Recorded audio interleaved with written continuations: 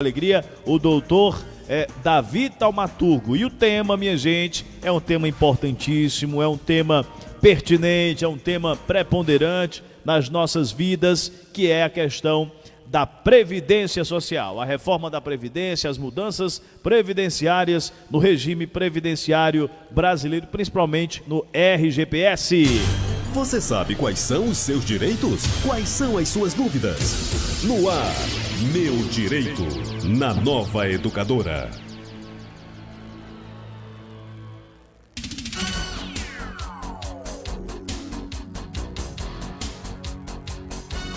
Na Nova Educadora, Messias Moreira. Agora, 9 horas e 2 minutos, 9 e 2, estamos de volta aqui no Nossa Manhã da Educadora. Minha gente, nós tivemos aí uma pausa no quadro Meu Direito, aqui na Rádio Educadora. Esse quadro, que é uma parceria da Rádio Educadora com a OAB, né? A Ordem dos Advogados do Brasil, subseção dos Sertões de Crateús, um quadro sensacional. Inclusive, milhares de pessoas ligando aqui para a rádio no momento em que o quadro deu uma pausa.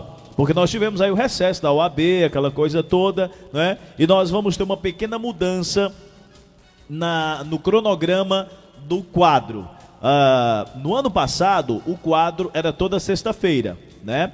Mas devido, né, à rotina intensa dos advogados da OAB, da Ordem dos Advogados do Brasil, nós entramos em um consenso para que o quadro fique de 15 em 15 dias. Por quê, Messias? Bom, porque é melhor, é mais adequado, né? Mais proporcional. Porque muitas e muitas vezes a gente estava aqui com o advogado no programa e o advogado, às pressas, ou então deixava de resolver um assunto de cunho, né, pessoal. Então, para ficar melhor para todo mundo, o quadro vai ser agora de 15 em 15 dias. Era para ter tido na sexta-feira passada, mas por uma questão aqui de agenda da emissora, o doutor Davi esteve aqui, né? Mas foi uma questão de agenda da emissora, não foi possível. Doutor Davi, é um prazer recebê-lo, seja muito bem-vindo em nome do seu pai. Quero mandar um abraço aqui pro meu Paulo Taumaturgo, que está ouvindo aí, acompanhando a gente, né? Em nome do seu pai, seja muito bem-vindo aqui ao programa. E hoje é um tema aí extremamente importante, né? Rádio Educadora, bom dia, doutor Davi. Bom dia, Messias, bom dia aos ouvintes. Mais uma vez agradeço o convite, é sempre um prazer estar aqui trazendo esclarecimentos para a população, ainda mais de um tema tão importante como é a Previdência, né? Que afeta a todos nós, porque se a pessoa não vai atrás de se aposentar, quem vai morrer, né? É verdade, é um tema extremamente importante e que faz parte da vida do cidadão brasileiro, né? Doutor Davi, nós tivemos algumas mudanças no regime previdenciário brasileiro, principalmente o RGPS. Aqui a gente vai tratar do RGPS, que é o Regime Geral de Previdência Social, onde abarca aí os principais trabalhadores, né? Isso. O servidor público, ele tem o seu próprio regime jurídico previdenciário, essa coisa toda. Vamos falar aqui do regime geral mesmo. Inicialmente, doutor, uma pergunta. Essas mudanças foram boas no geral ou foram, digamos assim, um pouco negativas? Antes da gente entrar na reforma, claro. nos pontos. Isso é um pouco relativo. Para o trabalhador em si, a reforma não é favorável, certo? Porque há mais tempo, dificulta a aposentadoria. A justificativa do governo é uma quebra do suposto rombo da Previdência e que se não fossem feitas essas alterações, a Previdência viria a quebrar e não teria Previdência para ninguém. Essa é a alegação que é dada pelo governo, certo? Agora, para o trabalhador em si, ela não é muito favorável. Para os professores, os professores também eles têm regime especial, né? Tempo diferenciado de contribuição, mas ainda assim afeta a todos. Porque isso inclui, regime geral, ele vai incluir aposentadoria por tempo de serviço, aliás, por idade, porque a reforma cancelou, não existe mais aposentadoria por tempo de contribuição, como existia antigamente, que era costume na época dos pais, dos meus avós. O cidadão se ingressava muito cedo no mercado de trabalho, começava cedo e por volta dos 55, 57 já estava se aposentando porque já tinha 35 anos de contribuição. Essa figura foi excluída. Agora é obrigatório ter a idade mínima. Doutor, eu queria que o senhor fizesse um apanhado geral, né? Diante aí do seu planejamento, né, didático que o senhor planejou para a gente hoje. Queria que o senhor comparasse, que o senhor ficasse bem à vontade, né, para que o senhor trouxesse os pontos principais que o senhor preparou para a gente hoje, já que muita gente, eu particularmente, eu entendo que não foi boa a reforma. Já deu uma estudada, né? Principalmente no decreto que trata aí do regime previdenciário, nas leis voltadas aí para a questão da Previdência Social, na época que eu estudei para o INSS, e a gente tem uma noção muito superficial, né, da situação. E eu particularmente entendo que não foi boa, mas eu gostaria que o senhor ficasse à vontade, a casa é sua, a gente tem aí em torno de 10 a 15 minutos para o senhor trazer aí os principais pontos, as mudanças, o que foi bom, o que foi positivo aí da reforma da Previdência. Pois é, Messias. Essa questão, como representante da OAB, é complicado para mim tomar uma posição política nesse sentido, certo? Sim. É claro, não tem como negar que dificulta para o trabalhador, né? Porque tudo que aumenta, que onera mais, não é bom para o trabalhador. Mas a alegação que está sendo dada é para justificativa no suposto rombo na Previdência, e isso foi necessário. Mas eu não vou entrar nesse mérito. Claro. Que é posicionamento político isso. Não me cabe aqui. O nosso papel hoje aqui é informar a população das mudanças. Simplesmente o que mudou, as novas regras com essas mudanças aí, né? Eu queria aproveitar também a oportunidade para fazer uma ressalva que as regras que eu vou explicar aqui, de porcentagem, de valores, elas vão se aplicar principalmente para valores acima do salário mínimo. Certo? Não vai ter aposentadoria no caso inferior ao salário mínimo, pelo que eu vou falar aqui hoje, certo? Tá bom. Inicialmente, como eu comentei no início da entrevista, a figura da aposentadoria por tempo de contribuição não existe mais, certo? Agora é necessário ter a idade mínima, que com a reforma virou 65 para homem e 60 para mulher, isso no regime geral, certo? 65 homem, 60 mulher, certo? Não vai dar mais se aposentar antes, salvo, é claro, a aposentadoria por invalidez, mas esse é um critério que eu vou trabalhar mais à frente. Pois não. Antigamente, você tinha um período mínimo de contribuição. Quando você atingia a idade, né? Você tinha um período mínimo de 15 anos de contribuição. Você atingiu a idade e tem um período mínimo de 15 anos, você teria direito à aposentadoria, certo?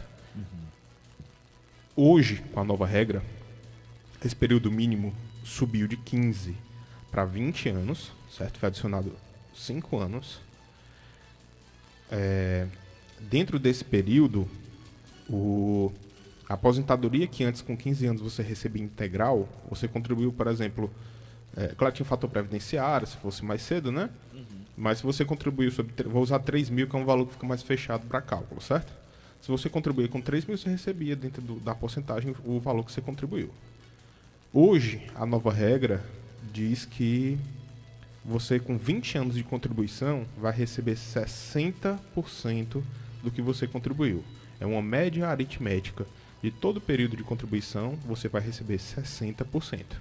Mais 2% para cada ano que você passar. Por exemplo, se você trabalhou 22 anos, você vai receber 64%.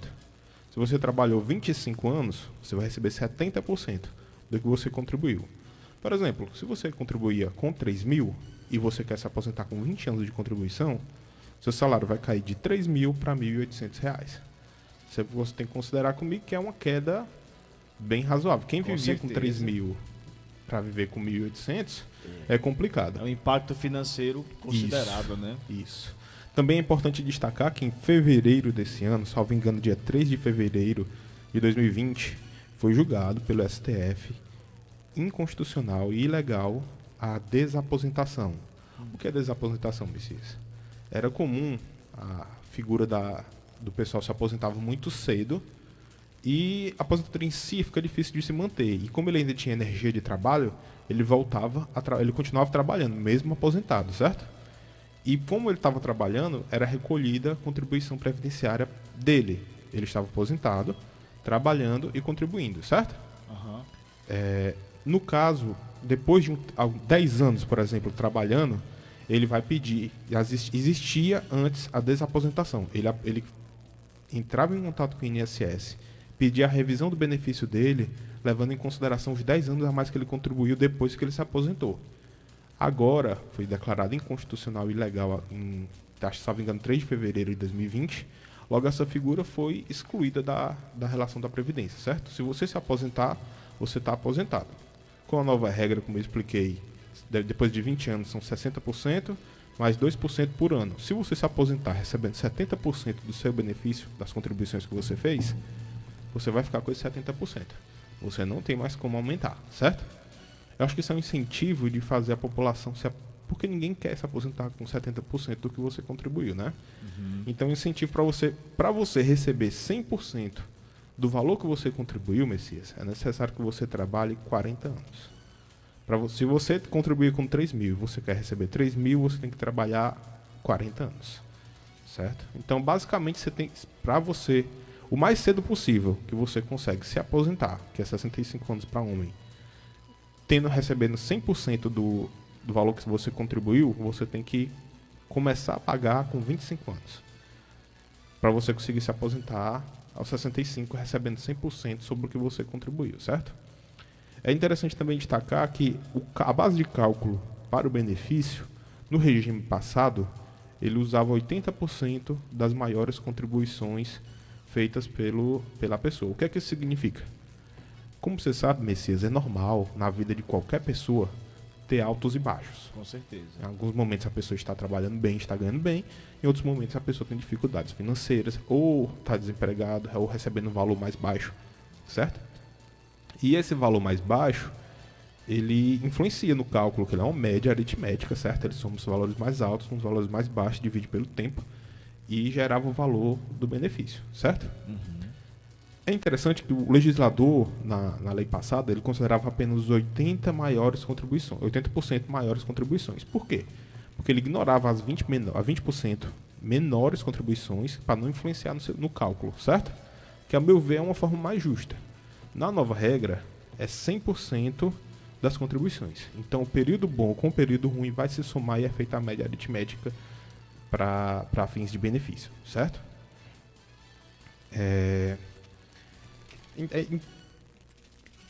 80%.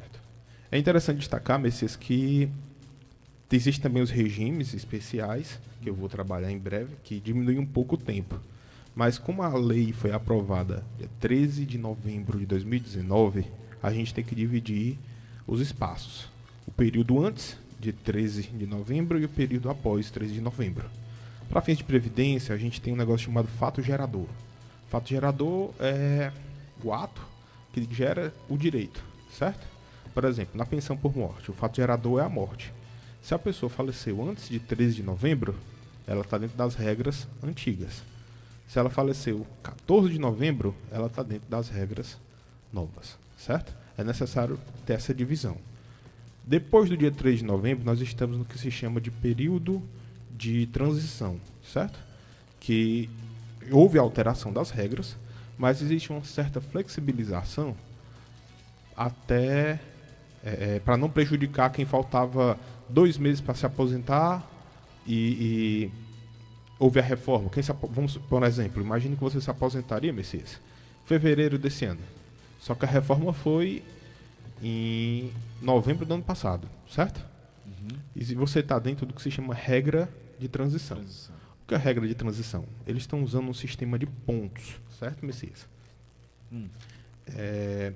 O que é esse sistema de pontos? Ele é uma soma da sua idade mais o seu tempo de contribuição. Por exemplo, você tem 40 anos e contribuiu 20 anos desses 40. Então você tem 60 pontos, certo? Você tem 60 pontos. Ele é soma a sua idade mais o tempo que você contribuiu. É o fator previdenciário? Não, no caso aqui ele é a regra de transição. Regra de transição. Porque como ele não, as regras que de hoje, depois de 13 de novembro do ano passado, as regras são diferentes em relação ao sistema passado, certo? Aumentou 5 anos. Só que para você que estava perto, você não vai ter que pagar. Se você se aposentaria em fevereiro, você não vai ter que pagar mais 5 anos. Você tem um período diferenciado para você poder se aposentar, certo? No caso, que é feito esse cálculo baseado no sistema de pontos, certo? Certo. No final, a regra final vai ficar 100 pontos para mulheres e 105 pontos para homem, certo? 100 pontos para mulheres, 105 pontos para homem. Ou seja, mulher tem que ter 60 anos de idade, 40 anos de contribuição. Isso eu estou falando, é claro, para receber 100% do benefício, né? E homem seria 65 anos de idade e 40 anos de contribuição. No caso da regra de transição, eles fazem uma redução desses pontos. Por exemplo, hoje, com a transição, fica mulher 86, homem 96, certo? Então, por exemplo, Messias, no seu caso, se você tivesse 35 anos de contribuição, você precisaria ter 61 anos de idade para se aposentar na regra de transição, certo? Que é mais benéfica, ou seja, você não teria que estar com 65, você teria 61, você já conseguiria, certo? E todo ano, a partir de 2020, esse ponto vai aumentar em 1. Hoje é esse ano é 86, ano que vem é 87, depois 88, até ele chegar, esse é o período de transição, certo? O período de transição vai ser até desse 86 chegar a 105, e ano por ano aumentando 1 ponto, certo? Essa regra diferenciada de transição que está sendo feita para a Previdência. Vocês podem usar água. Certo. Pois não. Também existe a possibilidade do pagamento. Também existe a possibilidade do pagamento de uma multa para poder aproveitar o que se chama de pedágio de transição, para poder aproveitar o tempo que já foi contribuído, você paga um valor a mais para aproveitar o tempo na aposentadoria, certo? Para você. Agora, Messias, é interessante também falar dos outros benefícios, que não só de aposentadoria é feito em regime geral de previdência, certo? Nós temos outras figuras, como, por exemplo, o da pensão por morte. Pensão por morte, que é, inclusive, um dos focos aqui da nossa cidade, né? É interessante destacar que, com a reforma, ele houve uma alteração no sistema que era feito o cálculo tanto do valor quanto da média, que hoje é chamado de cota familiar, certo? Como é que funciona? Imagine nesse mesmo exemplo que eu lhe expliquei de R$3.000. Um cidadão trabalha, tem uma renda fixa de R$3.000. Ele falece, ele vem a falecer, infelizmente. Nesse caso, é feita uma média da 100% do valor de contribuição dele para poder fazer o cálculo do benefício que ele vai receber. E só um instante. Não, mas...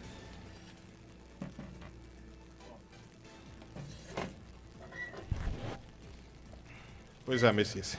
É feita uma média de 100% da contribuição que o falecido contribuía, certo? E desses 100%, dessa média de 100% dos valores, nesse exemplo era 3.000, certo? Imagine que ele vinha receber 3.000. 60%, a nova regra da aposentadoria, da pensão por morte é simples. O sujeito recebia 3.000, ele faleceu, 50% é para a família, 50%, ou seja, se era 3.000, vira 1.500, mais 10% por dependente.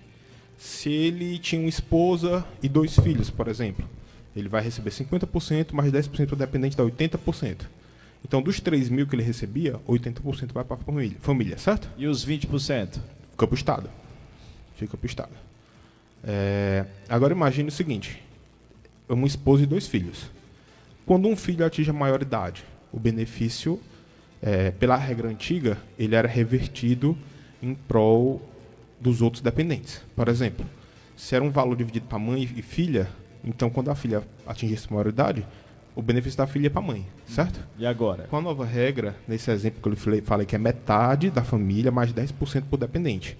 Nesse mesmo exemplo de mãe e 2 filhas, são 80%. Quando uma filha atinge a maioridade e não é mais dependente, os 10% dela vai para o Estado. Ele não se reverte para a família. Tá entendendo? Ele não se reverte para a família. E no caso, doutor, por exemplo, aproveite para tomar a sua água, por gentileza. E no caso, doutor, o senhor está tratando agora da pensão por morte. Digamos que o trabalhador, ele só tem a esposa e ele falece. Se enquadra no perfil da aposentadoria. Vai ser o 100% para esta única dependente? Não. É como eu lhe expliquei, é 50% mais 10% por dependente. Aí no caso, se for só uma dependente? 60%. 60% feito na base de cálculo é uma redução, em relação ao regime anterior, uma redução muito grande, sabe? Aí nesse sentido é interessante também destacar, já que a gente está falando de pensão por morte e falou sobre a aposentadoria, que era muito comum também a figura do acumulação de benefícios. Imagine um casal de idoso. Que acontece normalmente aqui. Sim. Lembre que o que eu estou falando aqui é sempre para valores acima do salário mínimo, certo? Casal de idosos, gastam com remédio, tem a manutenção da sua própria vida. O marido, por exemplo, morre. Certo? Aí, em relação à regra antiga, já é uma redução, porque antes ela recebia 100% da pensão dele. Hoje já é de 50% mais 10%, certo? Porém, ela é aposentada, certo? Então, existe uma regra que ela vai ter que escolher um dos benefícios, certo? Que vai ser considerado o benefício principal, certo? O outro vai ser o benefício acessório. E o benefício acessório ele vai ter outra redução. Por exemplo, imagine que os dois, nesse exemplo, os dois ganhavam R$3.000, certo? Quando o rapaz morreu, antes ela receberia 3.000, hoje ela recebe 1.800. Só que não é 1.800, porque ela tem que escolher o benefício principal, que no caso seria o benefício dela, que é de 3.000, e o benefício dele, que era de 1.800, vai ter uma redução de 40%. Ou seja, vai cair mais ainda, entendeu? Foi feita uma tabela para essa redução do valor subsidiário. Por exemplo, a pessoa recebe 60% do valor, 60% dos 60%. Não estou falando, não é 60% de 3.000, é 60% de 1.800, certo? Se o valor for entre 1 e 2 salários, 40% se o valor for de 2 a 3 salários. Quanto maior for o benefício, mais reduz, certo? 20% se for entre 3 e 4 salários e 10% para valores que excedem os 4 salários. Certo, Messias? É uma mudança. Eu posso me posicionar, doutor. É lamentável, né? Eu entendo, e claro que não vamos entrar nesse mérito, mas eu, como trabalhador, primeiro, que o cara que morreu, esse cidadão que morreu, ele passou a vida toda contribuindo, porque o sistema é contributivo. É solidário, né? Contribui quem trabalha, contribui quem não trabalha, né? Então, assim, eu sempre fui, continuo sendo desfavorável a essa questão da reforma da Previdência, principalmente em alguns pontos. Mas eu não tinha me atentado ainda para esse ponto aí que o senhor traz. Realmente é... Na verdade, Messias, você falou num tópico até interessante. Muitas pessoas acham que a Previdência... Eu escuto, né? Como advogado, as pessoas perguntam, tiram dúvidas.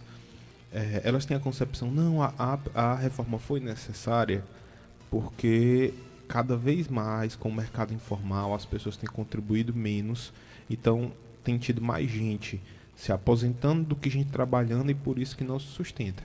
Só que não é bem assim, entendeu? Com certeza. A Previdência ela tem as fontes de renda previstas em lei para ela. Por exemplo, além da contribuição, que no caso da pessoa particular, certo? Existem outras fontes de renda, como por exemplo, os concursos de prognóstico. Isso, as loterias, né? Exatamente, que são as loterias. Uma porcentagem de todo o valor, que você sabe que a renda das mega senas, loto fácil, loto não sei o quê, todo o sorteio realizado pela Caixa Econômica, que parte do valor é dado de prêmio, a outra parte é destinada para saúde, educação, previdência, Então, ela tem a renda fixa, uma porcentagem de todo o valor arrecadado dos concursos de prognósticos. E destinado para a Seguridade Social. Né? E deixa para a Seguridade Social. E tem a contribuição da empresa. Tem a contribuição da empresa, que se chama contribuição patronal. Exatamente. Tem a contribuição do empregador, tem previsão legal de porcentagem de imposto ser destinada à Previdência. Não é, o que eu quero dizer é que não é só a contribuição do trabalhador que sustenta a Previdência. É porque geralmente o governo ele tenta colocar uma imagem de que existe um rombo previdenciário, né? E que a principal causa é a questão, eles usam muito essa questão das fraudes, que realmente existem, existem, é inegável, tem gente de má fé para tudo, as fraudes e a questão do trabalhador, né? Dizem que o principal culpado é o trabalhador, e na verdade o trabalhador é uma das pequenas parcelas desse processo todo, né, doutor? Desse processo todo, porque quando você vai olhar para a contribuição patronal, contribuição que o senhor citou aí das loterias, né? Quando você junta esse bolo, é um negócio estratosférico, né? Um negócio estratosférico. E o pior de tudo é que você vê falar nessa reforma, de uma reforma previdenciária, mas que na verdade o que o Brasil precisa é de uma reforma econômica. Na verdade, Messias, se você parar para analisar essa questão da reforma, a Previdência, ela tem uma renda suficiente para manter o sistema como ele se encontra. Qual o problema? O problema dela é que o valor que é destinado à Previdência, muitas vezes é destinado para outras coisas além da Previdência. Exatamente. Como, por exemplo, juros, que não é nem tanto falado hoje em dia, mas a questão dos juros da dívida externa. Exatamente. Que há 10, 15 anos atrás era muito comentado, os juros da dívida, os juros da dívida. Hoje em dia o pessoal até esquece que existe, pouco se fala que nisso, existe né? dívida externa. Mas os juros da dívida externa são tirados, tem parte do valor é transferido para educação e segurança, porque tem ausência, eles têm um desvio desse valor para educação, saúde e segurança. Mas a gente está... Sim, aqui porque são assim, contextos. né? Eu pessoalmente não sei se justificativa de quebra da Previdência seria assim a melhor. Não sei se é muito viável para dizer não, sabe? Se o valor da Previdência fosse para a Previdência, não haveria o que se falar de quebra, né? De Previdência. Eu entendo que o problema não está na Previdência. Eu acredito que o problema é de toda uma conjuntura econômica, né? Não é na Previdência. Doutor, mais algum ponto interessante aí que o senhor preparou pra gente? Messias, Na sua sequência. a gente já deu uma palavrinha. É interessante destacar que a questão rural, porque assim, de forma geral, isso que eu estou falando não se aplica a um salário mínimo, como eu já falei Sim. mais de uma vez, né?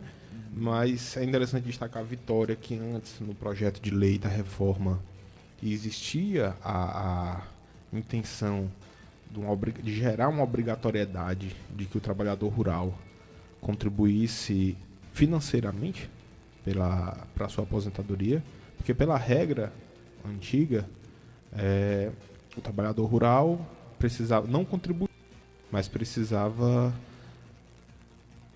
comprovar a atividade jurídica, a atividade rural pelo período mínimo, certo? Ele não pagava, ele comprovava que trabalhou. Como é que ele comprovava isso? Meio de DAP, Pronaf, Seguro Safra, Seguro Semente. Hoje, no texto existia na proposta da reforma gerar essa cobrança, mas acabou que ela não foi aprovada, certo? Então, isso é uma vantagem para o trabalhador rural, porque eu acredito que se você fosse sujeitar o trabalhador rural, que ele é um meio do campo mais rústico, que tem dificuldade em guardar documentos, guardar papéis, aí você vai obrigar ele a pagar uma contribuição mensal, e aí vem o sindicato. Muitas vezes o que eles pagam pesa muito na renda pessoal dele, entendeu? Famílias humildes que tiram a subsistência do próprio campo. Então essa alteração que foi feita, da não obrigatoriedade, é muito favorável para o trabalhador do campo, certo? Doutor, não sei se o senhor preparou algum tópico sobre isso, mas com relação às contribuições, antigamente, salve-me o engano, era 8, 9 e 11%, não era? Sim. Era mais ou menos isso, né? Houve alguma mudança com relação à contribuição do trabalhador, com relação à contribuição da empresa? Antigamente era 20%, não era? Na verdade, depende muito, né? Porque é muito Isso, variável, porque entendeu? é muito variável. Mas eu lembro que o trabalhador era 9...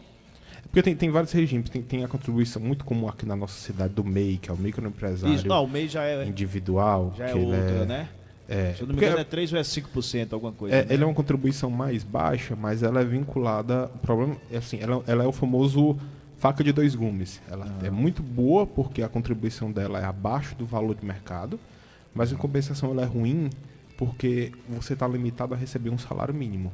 Se você contribuiu 10 anos como MEI e você, consegui um emprego muito bom e agora eu posso contribuir não sobre um salário, mas sobre o teto da Previdência, que é 5.200 e um pouquinho. O período que você contribuiu de MEI não vai servir para somar no período que você está contribuindo sobre o teto, salvo se você pagar a diferença de todo o período para trás, entendeu? A MEI ela é boa porque ela é mais baixa, é menos onerosa, mas ela é ruim porque você fica vinculado a um salário mínimo. Você não recebe mais do que um salário mínimo com MEI. Teve alguma mudança com relação aos segurados da Previdência, doutor? Alguma inclusão de alguma coisa? Ou permaneceu mesmo o empregado, trabalhador avulso, contribuinte individual? Se manteve no mesmo sentido. Né? A questão da reforma em si, ela foi aumento de tempo, né? Aumento de tempo. Redução de valores que são recebidos. E, como eu te expliquei, essa figura do... Porque acaba se tornando, Messias, vamos dizer, uma aposta que você faz com a sua vida. Por quê? Se você atingiu 65 anos de idade, com 65 anos você já não tem aquele pique que você tinha com 20, com 30, com 40. Certo? A energia já está um pouco... A idade já está começando a desgastar. Isso. E você, com 65 anos, você tem, por exemplo, 30 anos de contribuição. Porque hoje em dia, com tempo moderno, faculdade, nível técnico, mestrado, hoje em dia o mercado ele demanda mais do profissional, certo? Então, por demandar mais, há 20, 30 anos atrás, ter um nível superior, você era diferenciado em relação à população. Hoje em dia, nível superior é basicamente pré-requisito para você conseguir um emprego, muitas vezes nem tão alto, um rendimento nem tão alto. Aí, para você ter esse nível superior, ter essa preparação, demanda tempo. Então, cada vez mais, as pessoas estão ingressando de forma tardia no mercado de trabalho, certo? Logo, como elas entram mais tarde, elas começam a contribuir mais tarde, certo? A média hoje em dia é de 24, 25 anos para a pessoa estar formada, já inserida no mercado de trabalho e trabalhando, certo? Ou seja, se você começou a contribuir com 30 anos, por exemplo, e atingiu a idade de 65 anos, ainda está lhe faltando 5 anos de contribuição. Aí a pergunta é, cabe a você consegue, você prefere arriscar trabalhar mais 5 anos para receber 100% da sua pensão? Ou você vai querer se aposentar agora recebendo só 90%? Tá entendendo? Porque você vai ter que pesar. Ou você se aposenta logo e recebe o que você está lá, ou você tenta trabalhar, aí ninguém sabe, né? Porque se você, já pensou, você contribuiu se aposentando que vem aí falece. Você poderia ter se aposentado vamos supor que faltava 10 anos de contribuição para receber 100%, certo? 65 anos, você decidiu, não vou trabalhar até os 70, para receber pelo menos 90%. Aí, quando você chega aos 70, você falece. Você poderia ter recebido 5 anos de aposentadoria, mas você acaba decidindo por tentar melhorar, gerar esse valor a mais, e no final você acaba nem gozando do benefício, entendeu? Ele é um peso, você pesa. Você consegue, aguenta trabalhar, mas tem condição ou não? É isso que tem que ser levado em consideração, especialmente com a figura da desaposentação tendo sido declarada ilegal. Que antes o pessoal se aposentava e continuava contribuindo e pedia revisão. Agora já não cabe mais isso. Então cabe ao trabalhador pesar se vale mais a pena continuar trabalhando, se ele consegue continuar trabalhando, ou se ele vai se aposentar recebendo uma parcela menor do que 100% do que ele contribuiu. Lembrando que esse 100% é uma média de toda a contribuição da vida dele, incluindo as contribuições altas, contribuições baixas, todo o período, certo? Doutor, o senhor trouxe aí pontos importantes. Eu acredito que os principais pontos o senhor trouxe aí pra gente. Agradecemos demais a sua participação e deixamos o senhor à vontade. Caso o senhor tenha mais alguma consideração que o senhor acha importante, o senhor fique à vontade, a casa é sua. É sempre um prazer muito grande prestar esse serviço à população cearense e de todo o Brasil que nos acompanha aí através da Rede Mundial de Computadores. Eu que agradeço ao convite, Messias. A OAB agradece, certo? A população é sempre bom estar esclarecida, saber os seus direitos, saber o que ela pode e o que ela não pode fazer. A OAB tem uma comissão previdenciária? Tem, composta por profissionais excelentes e está sempre disposta para lutar em prol do previdenciário. A gente tem o juiz aqui muito bom, o Dr. Daniel Guerra. A Justiça Federal em si, que é onde analisa os processos previdenciários, já que uma vez é contra o INSS, a competência é federal. VAR excelente, muito bons servidores excelentes, juiz ótimo, advogados muito bons, bem preparados, entendeu? Graças a Deus, nossa região está bem munida dentro desse sentido. Maravilha. Nosso abraço, bom final de semana, doutor. Até mais, Messias. Então tá aí o nosso entrevistado de hoje, o competentíssimo doutor Davi Taumaturgo, tratando aí de um tema extremamente importante, pontos de a mudança da Previdência Social, né? Os principais pontos aí de mudança da Previdência Social. 9h36, a gente volta já já no Nossa Manhã da Educadora. Educadora.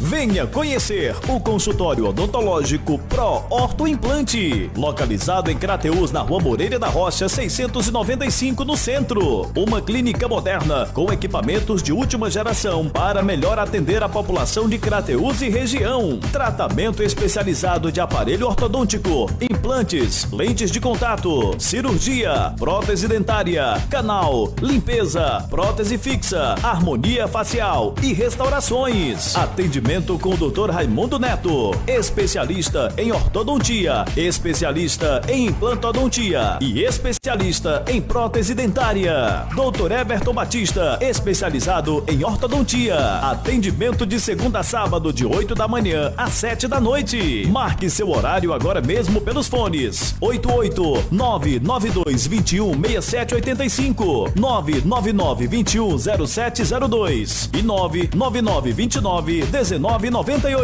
Ou acesse o nosso Instagram, @RaimundoFBN.